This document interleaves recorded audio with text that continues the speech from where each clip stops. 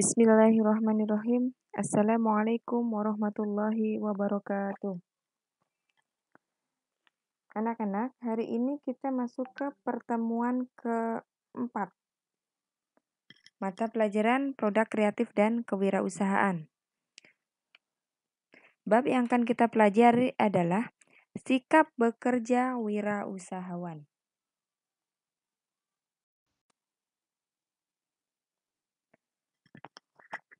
Yang pertama adalah kreativitas.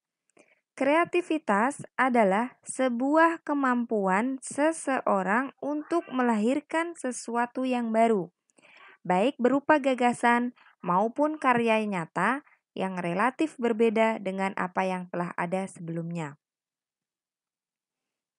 Artinya, kreativitas itu adalah kemampuan untuk menciptakan ide-ide baru yang berbeda dari yang sudah ada sebelumnya, ya. Ciri-ciri seseorang yang kreatif adalah yang pertama, keingintahuan.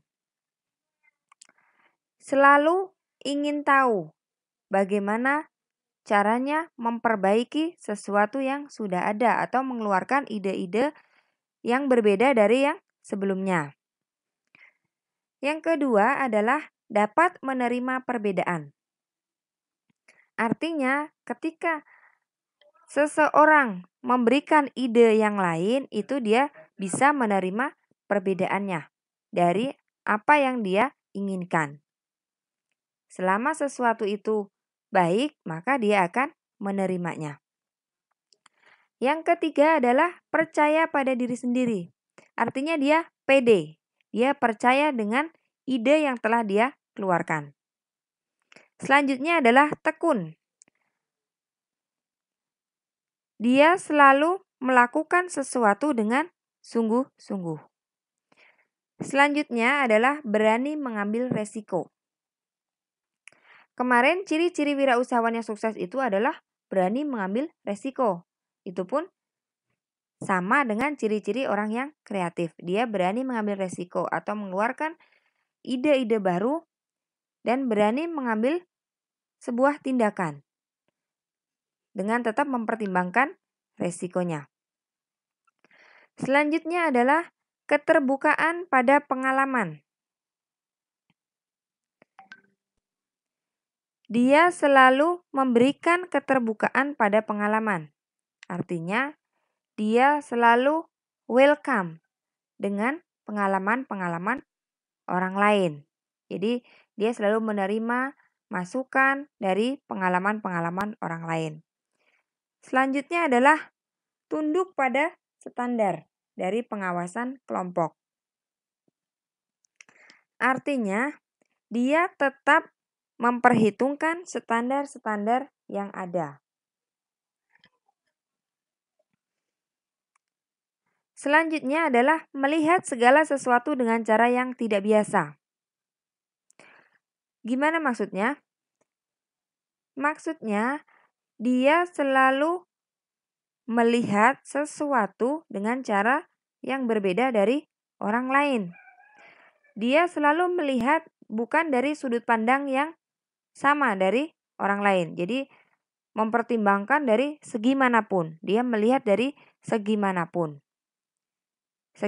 Misal dari sudut pandang yang sebelah mana, dari sudut pandang orang lain maupun dari sudut pandang dia sendiri.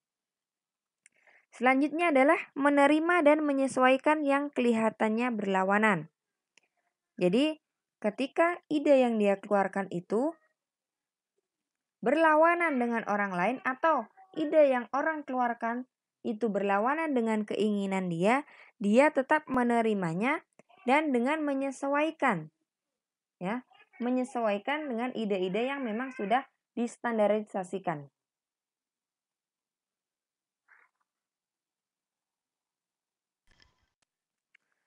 Beberapa hal yang akan diperoleh seorang wirausaha yang dapat mengembangkan kreativitasnya. Yang pertama adalah meningkatkan inisiatif.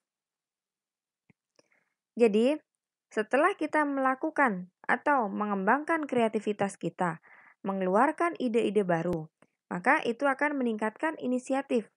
Meningkatkan inisiatif maksudnya tanpa kita disuruh atau tanpa adanya suruhan, tanpa adanya perintah, kita akan melakukan sesuatu tersebut dengan sendirinya. Yang kedua adalah meningkatkan keuntungan. Dengan mengembangkan kreativitas kita akan menambah keuntungan atau meningkatkan keuntungan pada usaha kita. Yang ketiga adalah mengembangkan keterampilan. Dengan melakukan atau mengembangkan kreativitas, kita akan mengembangkan keterampilan-keterampilan yang sudah kita miliki. Yang keempat adalah meningkatkan mutu produk dan pelayanan. Dengan pengembangan kreativitas, kita akan menjaga kualitas produk kita atau mutu produk kita dan selalu memberikan pelayanan yang terbaik kepada para pelanggan. Yang terakhir adalah meningkatkan efisiensi kerja. Meningkatkan efisiensi artinya kita bekerja dengan baik, bekerja dengan lebih maksimal, dengan lebih sungguh-sungguh,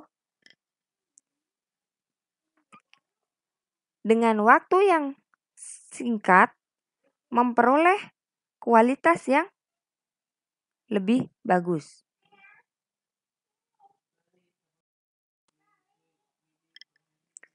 Alasan wirausaha mengembangkan kreativitas.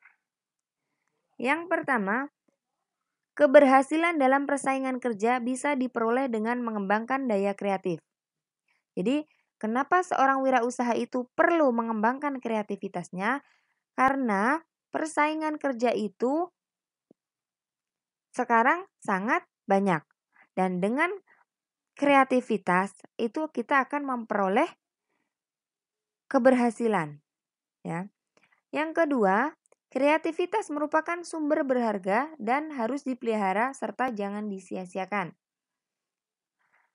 Alasan yang kedua yaitu kita harus menjadikan kreativitas kita menjadi sumber yang berharga. Artinya, kita selalu mengeluarkan ide-ide baru untuk menyeimbangkan atau membandingkan dengan produk orang lain. Jadi, produk kita harus lebih bagus dari produk orang lain dengan cara kita mengeluarkan ide-ide baru, mengembangkan kreativitas kita. Selanjutnya, tantangan baru selalu muncul dan harus dihadapi dengan kreativitas baru. Sama seperti tadi, tantangan atau pesaing-pesaing itu semakin lama akan semakin banyak. Nah, untuk itu kita perlu adanya pembaruan, mengeluarkan ide-ide yang baru untuk memperbaiki produk kita. Dan yang terakhir adalah kreativitas merupakan gagasan yang tidak diramalkan datang dan perginya, serta mempunyai keunikan yang tinggi. Jadi sebuah kreativitas atau sebuah ide baru atau gagasan baru itu tidak bisa diramalkan datang dan perginya. Karena itu adalah sebuah keunikan. Ide itu muncul begitu saja, gitu ya. Jadi tidak bisa kapan sih idenya itu muncul, kapan sih idenya itu akan pergi. Jadi itu adalah sebuah keunikan yang tinggi. 3 tipe kreativitas wirausahawan, yaitu yang pertama adalah menciptakan, yang kedua adalah memodifikasi, dan yang ketiga adalah mengkombinasikan. Menciptakan adalah suatu proses membuat sesuatu dari tidak ada menjadi ada. Itu adalah menciptakan. Yang kedua adalah memodifikasi. Memodifikasi sesuatu yaitu kegiatan yang mencari cara-cara dengan berbentuk fungsi-fungsi yang baru atau menjadikan sesuatu yang berbeda dari sebelumnya. Berbeda dari penggunaan yang dipakai oleh orang lain. Yang ketiga adalah mengkombinasikan, yaitu aktivitas mengkombinasikan itu dua hal atau lebih yang sebelumnya tidak saling berhubungan. Artinya kita bisa menghubungkan keunikan produk kita dengan keunikan produk orang lain sehingga itu menjadi peluang pada produk kita bisa lebih baik dari produk orang lain. Sikap yang dapat dilakukan untuk menerapkan dan meningkatkan kreativitas wirausaha. Jadi beberapa hal yang harus dilakukan untuk menerapkan dan meningkatkan kreativitas para calon wirausaha. Yang pertama adalah menggunakan akal. Proses kreativitas meliputi pemikiran yang logis terhadap pengetahuan, evaluasi, dan tahap-tahap implementasi atau penerapan. Jadi seorang calon wirausaha ingin lebih kreatif, itu syaratnya harus melatih diri dan mengembangkan kemampuannya melalui kegiatan usaha yang produktif. Yang kedua adalah hapus perasaan ragu-ragu. Penghambat pemikiran kreatif itu diantaranya adalah ragu-ragu terhadap pemikiran ide-ide positif. Oleh karena itu, agar kreativitas seorang calon wirausaha dapat berkembang, maka hapuslah perasaan ragu-ragu itu dan berpikirlah secara positif. Jadi hilangkan semua keraguan-raguan yang ada. Kita positive thinking dengan kreativitas kita atau dengan ide-ide baru kita. Selanjutnya, mengenali lingkungan. Untuk membantu meningkatkan kreativitas para calon wirausaha dapat dilakukan dengan cara pandang yang statis kepada lingkungan yang telah ada. Calon wirausaha harus mengenali hubungan yang baru dan yang berbeda. Jadi kita harus mengenali lingkungan kita. Selanjutnya adalah mengembangkan perspektif fungsional. Seorang wirausaha yang kreatif akan dapat melihat teman-temannya sebagai alat untuk memenuhi keinginannya dan membantu menjelaskan serta menyelesaikan suatu pekerjaan. Jadi, kita harus melihat ke teman-teman kita. Kita jangan egois, kita sendiri yang mengeluarkan ide, kita sendiri yang menjalankan, kita sendiri yang melakukannya. Nah, kita harus melihat rekan-rekan kerja kita. Kita jangan egois. Kita harus memenuhi keinginan dan membantu menjelaskan ataupun menyelesaikan masalah kita, menyelesaikan pekerjaan kita dengan teman-teman kita. Artinya kita harus kerja sama. Kebiasaan mental buruk yang dimiliki seorang wirausaha. Yang pertama adalah pemikiran kemungkinan atau probabilitas. Untuk memperoleh keamanan dalam membuat keputusan, seorang wirausaha itu akan cenderung percaya pada teori kemungkinan. Apabila itu berlebihan, maka akan menghambat seorang wirausaha dalam kenyataan yang sebenarnya di tengah menghadapi masalahnya. Dalam kreativitas, seringkali seseorang itu mencari kesempatan yang hanya akan datang sekali dalam seumur hidup. Artinya, seorang wirausaha itu cenderung memikirkan kemungkinan-kemungkinan yang belum terjadi. Nah, itu adalah mental buruk dari seorang wirausaha. Memikirkan kemungkinan yang belum terjadi. Jika itu berlebihan, maka akan membuat atau menghambat seorang wirausaha dalam menghadapi kenyataan. Jadi misalnya seperti ini.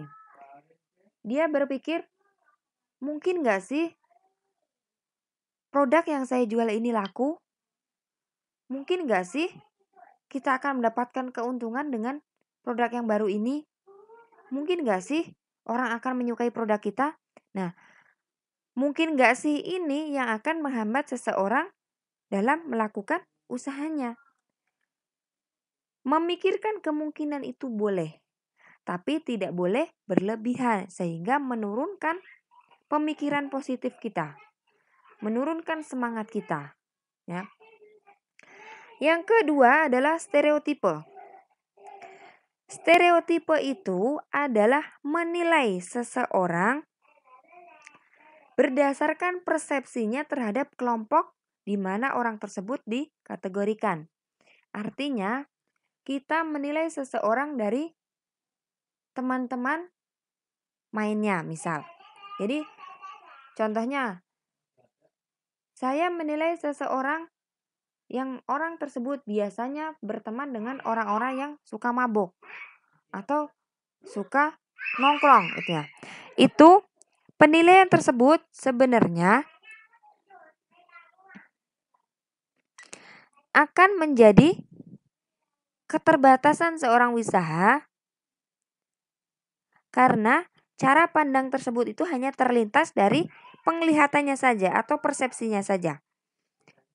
Belum tentu orang yang berteman dengan yang orang baik itu, orang yang tidak baik tadi atau orang yang pemabuk tadi itu dia juga seorang pemabuk. Jadi kita jangan menilai seseorang dari covernya saja gitu ya. Jangan menilai seseorang dari teman-temannya saja. Belum tentu dia juga orang yang tidak baik. Yang ketiga adalah pemikiran lain. Sejalan dengan pesatnya perkembangan kehidupan seorang wirausaha, banyak sekali pengaruh-pengaruh oleh hal-hal yang tidak pasti dan meragukan. Banyak orang yang menyerah dengan kenyataan-kenyataan yang dia hadapi. Bagi orang yang kreatif, lebih baik menerima keadaan tersebut dalam hidupnya, bahkan mereka sering menemukan sesuatu yang berharga dalam kondisi tersebut. Jadi, pemikiran lain itu maksudnya adalah pengaruh-pengaruh dari luar, ya. Orang-orang yang mempengaruhi kita dalam menghadapi masalah. Yang keempat adalah mencari selamat. Dalam mencari kehidupan, orang akan cenderung menghindari resiko. Misalnya resiko kegagalan. Jadi, seorang wirausaha itu atau mental wirausaha yang buruk itu dia sering menghindari resiko. Seharusnya seorang wirausaha yang baik atau wirausahawan yang sukses itu berani mengambil resiko, bukan menghindari resiko.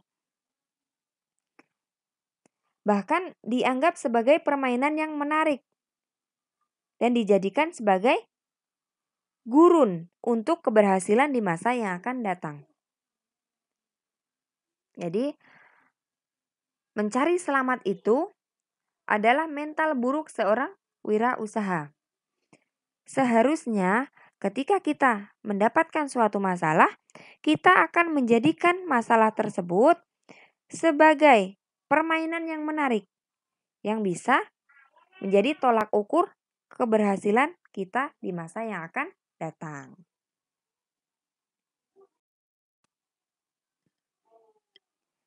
Selanjutnya, tadi yang pertama kita membahas kreativitas. Nah, yang kedua ini kita bahas tentang motivasi.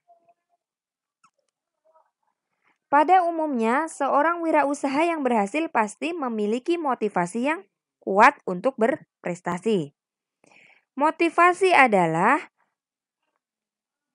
suatu kiat atau usaha atau dorongan yang memacu seseorang untuk melakukan sesuatu yang ingin dicapai. Kebutuhan berprestasi wirausaha itu terlihat dalam bentuk tindakan untuk melakukan sesuatu yang lebih baik dan lebih efisien dibandingkan dengan sebelumnya. Nah, wirausaha yang memiliki motivasi berprestasi tinggi adalah yang pertama berani mengambil resiko dengan penuh perhitungan. Jadi, kebalikan dari mental buruk wirausaha tadi, mental buruk dari kreativitas tadi. Kalau mental buruk tadi itu menghindari resiko ya. Kalau di ciri-ciri yang punya motivasi tinggi itu adalah berani mengambil resiko atau menghadapi resiko dengan penuh perhitungan. Jadi dia tidak takut dengan masalah yang terjadi. Dia berani melakukan suatu tindakan dengan memperhitungkan tindakan tersebut.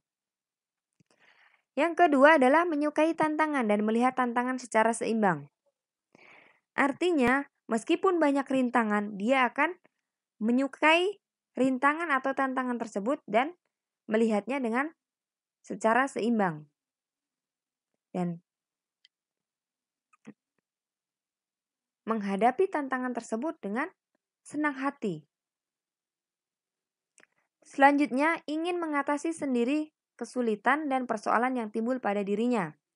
Jadi, orang yang punya motivasi tinggi itu selalu berani mengatasi kesulitan yang ada pada dirinya.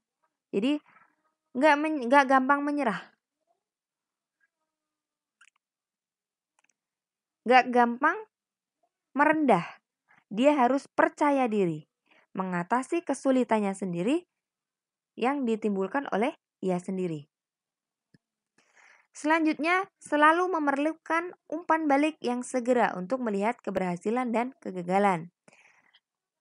Seseorang yang punya motivasi tinggi itu selalu memerlukan umpan balik atau timbal balik dengan segera, karena dia akan melihat keberhasilan atau kegagalan dia. Jadi dia selalu melihat progres-progresnya, bagaimana ketika kita mengeluarkan barang, orang itu akan suka apa tidak dengan produk kita. Nah, dia selalu mencari ide atau mempertanyakan, kenapa sih orang tidak menyukai produk saya, misal. Nah, di poin ketiga tadi dia mengatasi kesulitannya sendiri. Jadi, dia memperbarui atau memperbaiki kesalahan yang ada pada produknya. Selanjutnya, memiliki tanggung jawab personal yang tinggi. Jadi, seorang yang mempunyai motivasi tinggi itu, dia selalu memiliki tanggung jawab yang tinggi. Ya.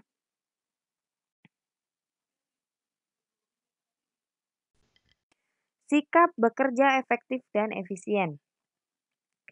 Efektif artinya adalah mencapai sasaran sesuai dengan rencana. Sedangkan efisien adalah upaya minimal mencapai hasil maksimal. Bekerja efektif dan efisien adalah bekerja untuk mencapai hasil sesuai dengan yang direncanakan dengan mengorbankan waktu, tenaga, pikiran, dan biaya yang sekecil mungkin. Artinya, bekerja efektif dan efisien itu dia bekerja dengan hasil yang maksimal dan dengan biaya yang sekecil mungkin atau biaya yang efisien.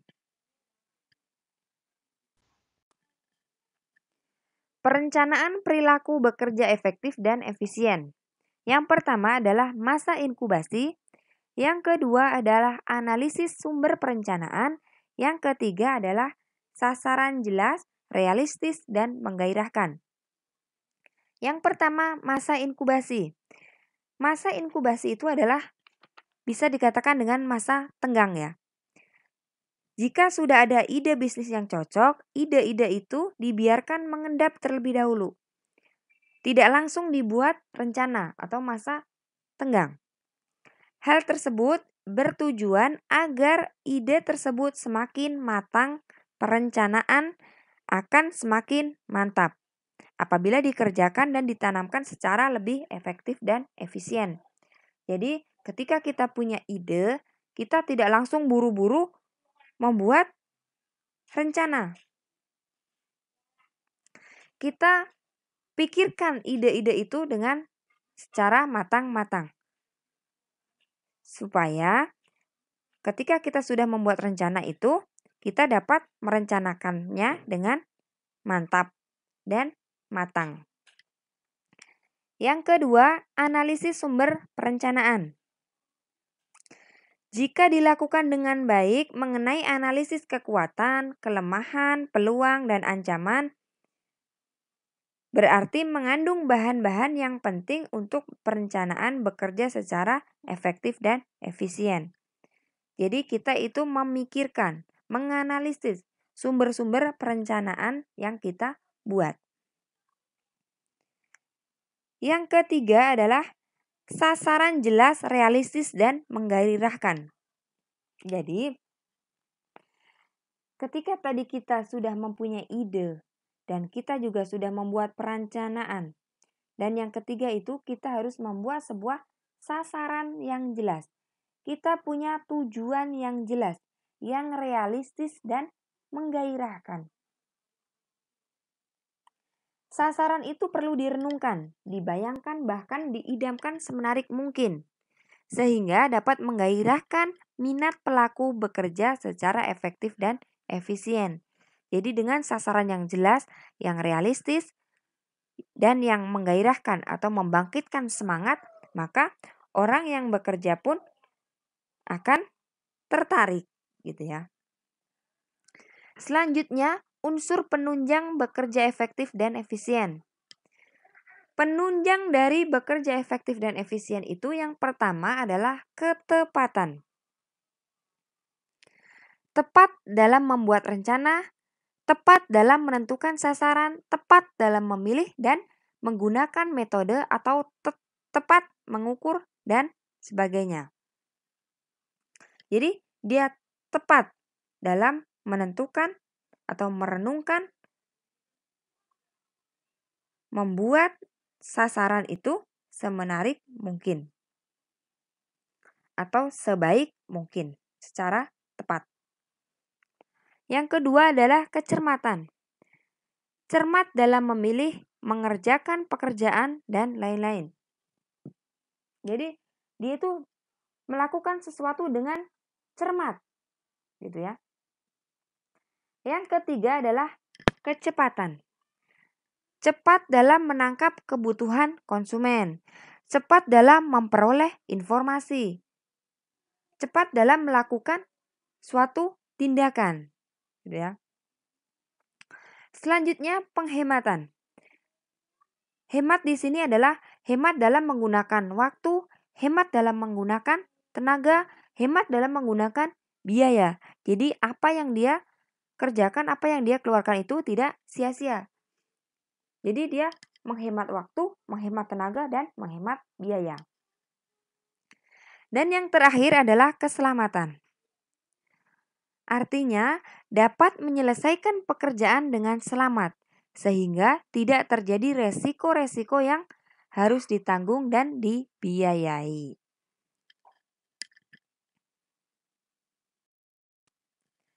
Nah, materi kali ini cukup sekian. Mohon maaf apabila ada kekurangan dan terima kasih. Assalamualaikum warahmatullahi wabarakatuh.